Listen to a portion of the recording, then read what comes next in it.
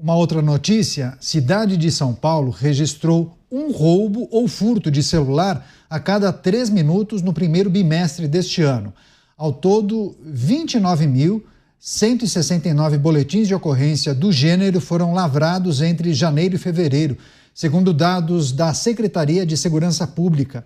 Apesar disso, o número é 5% menor do que o total registrado no mesmo período do ano passado, 2024. Segundo o levantamento divulgado pelo portal G1, os bairros que lideram a lista são Pinheiros, Bela Vista, Bom Retiro, Barra Funda e República, aqui no centro de São Paulo. Você, delegado Palumbo, o que a gente deve considerar em relação a esse levantamento? Um celular roubado ou furtado a cada 3 minutos. Por que esse se tornou um item tão desejado pelos malandros, pelos bandidos, hein, delegado Palumbo? É porque tem essa rede de venda de celulares paralelos, celulares roubados, crime de receptação, também os revendedores, muitos, né, aceitam esse tipo de mercadoria, colocam para vender como se fossem celulares legítimos, comprados com nota fiscal, enfim. E essa rede acaba impulsionando também a venda de celular roubado? Pode ter certeza que esses índices são muito maiores. Tem muitas pessoas que sequer vão para uma delegacia fazer boletim de ocorrência. Ou porque a delegacia está fechada, ou porque tem uma fila de 5, 6 horas, ou porque tem dificuldade de fazer pela internet. Pessoas mais humildes, com pouca instrução, não vão conseguir fazer um boletim pela internet.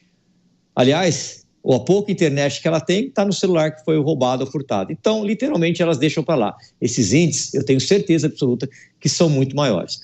O celular é um objeto de interesse do bandido. Por quê? Porque ele é vendido facilmente. Muitos aparelhos são enviados, inclusive, para outros países que não possuem o número de identificação e são facilmente revendidos. Alguns aparelhos, eles vendem as peças, como se fosse um carro, como se fosse um desmanche de carro. Vende o visor, vende a câmera, vende absolutamente tudo, vende a placa, e a gente precisa combater isso com leis pesadas, né, com o legislativo fazendo a sua parte, esses bandidos não saindo em audiência de custódia, eles saem por vezes na audiência de custódia, mas também com patrulhamento. A quantidade de policiais militares que trabalham interno é gigantesca. São muitos policiais militares, são milhares de policiais militares, que, aliás, estão, inclusive, em desvio de função. Estão nos tribunais de justiça, estão na Câmara de Vereadores, estão em outros lugares que não deveriam estar. O policial militar deveria estar na rua. Ele não deveria estar aquartelado fazendo trabalho administrativo. Quantos desses estão aí efetivamente na rua?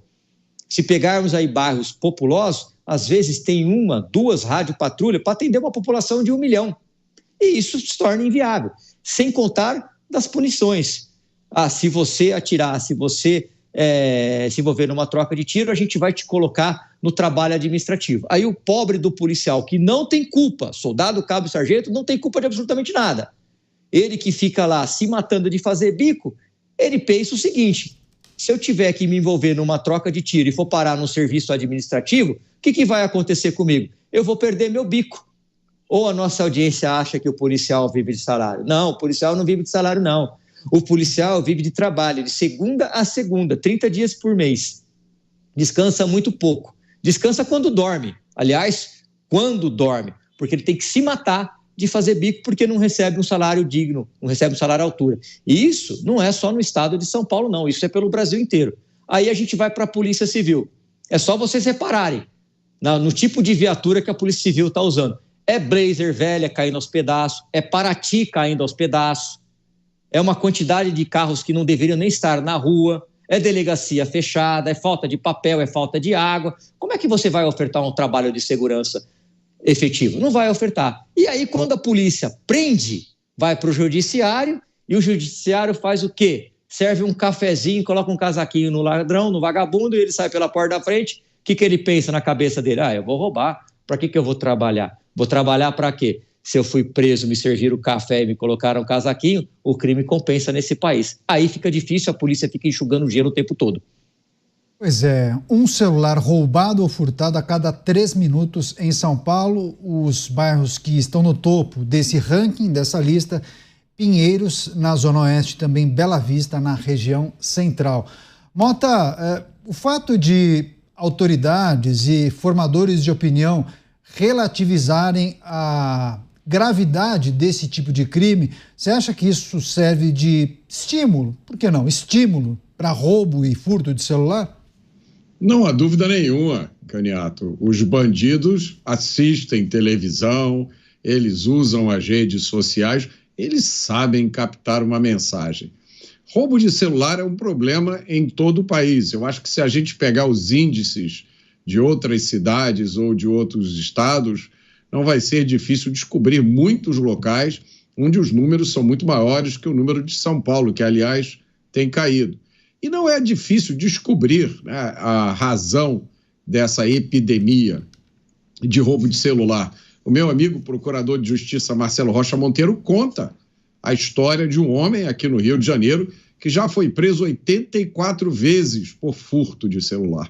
84 vezes. Ele é preso, ele é solto na audiência de custódia e ele volta para roubar no mesmo lugar onde ele foi preso anteriormente. Outro delegado, amigo meu aqui do Rio de Janeiro, me contou de uma grande operação da polícia, feita há mais ou menos dois anos atrás, em que ele e a sua equipe prendeu uma família que comprava celular roubado. Em poder desses criminosos foram apreendidos mais ou menos 2.000 celulares. Todos os bandidos foram soltos no dia seguinte na audiência de custódia. E a argumentação do magistrado foi que receptação é um crime sem violência, então não se justificava a prisão dos bandidos. Para a gente combater o crime aqui no Brasil, primeiro a gente precisa combater a inexplicável afeição que o Estado brasileiro tem por criminosos. Pois é, Cristiano Beraldo, o roubo e o furto de celular, né, crimes muito fáceis de serem cometidos, né, porque trata-se de um objeto pequeno, né, muitos realizam um assalto em cima de uma motocicleta, muitos se passam por um entregador de comida, enfim, a gente tem visto isso nos muitos registros pelas câmeras de segurança e permite que o bandido consiga efetuar aquele crime, sei lá, em 1, 2 minutos no máximo. Agora, além do uso daquele aparelho, como bem explicou o delegado Palumbo, muitos crimes podem ser cometidos, né? Quando você consegue acessar o celular da pessoa, não somente o aparelho, né? A revenda do aparelho, mas também você consegue entrar nas redes sociais, no banco, enfim. É um parque de diversões para a malandragem, né, Beraldo? É o urubu do Pix, né? Quando uma pessoa sequestra a rede social de outra e coloca ali uma venda fraudulenta de algum tipo de serviço ou de aplicação financeira com retorno rápido, enfim, que acaba utilizando a credibilidade que o dono do telefone tem para que as pessoas que o seguem possam transferir dinheiro. Agora, é uma realidade que realmente cria uma dinâmica que estimula o crime. Teve uma cena, delegado Palumbo, que eu vi na última vez que estive em São Paulo, passando em frente a uma delegacia ali na rua Estados Unidos, a viatura para, abre-se o camburão ali, a porta do porta-malas, e o bandido preso, ele sai ali do porta-malas se espreguiçando, quer dizer, tirou uma soneca dentro do camburão, chegou ali na maior tranquilidade, claramente ali num ambiente onde ele tem intimidade, já sabe o caminho para o banheiro, para a sala do delegado, e vai ali certo de que absolutamente nada vai acontecer com ele. Obviamente não sei qual é o crime que ele estava ali sendo acusado de ter cometido, mas enfim, era um preso absolutamente sereno. Era ali parte da rotina dele chegar e ser levado para a delegacia. Quando você tem esse tipo de realidade, não há como você convencer alguém que o atual estado de coisas vai tornar aquele tipo de atividade desinteressante. Ao contrário, por que não roubar um celular? Por que essas pessoas vão abrir mão dessa prática que eles já incorporaram no seu cotidiano para fazer algum outro tipo de trabalho que vai exigir dele um esforço muito maior, compromisso com o horário, vai ter que pagar imposto, vai ter que dar satisfação para o patrão? Então, Caniato, realmente o Brasil, ele hoje é feito para aqueles que não querem andar na linha.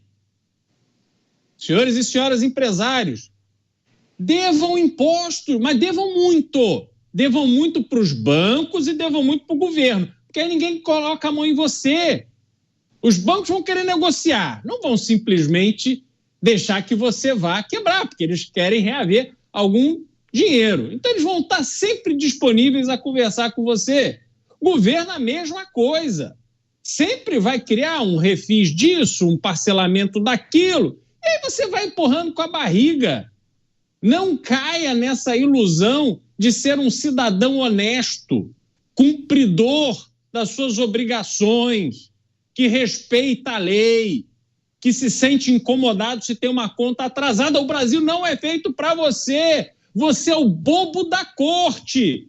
Leve no seu bolso um nariz de palhaço e antes de colocar o seu nariz para fora, coloque lá o seu nariz de palhaço para que todo mundo saiba que você é um dos bobos no Brasil que cumpre a lei.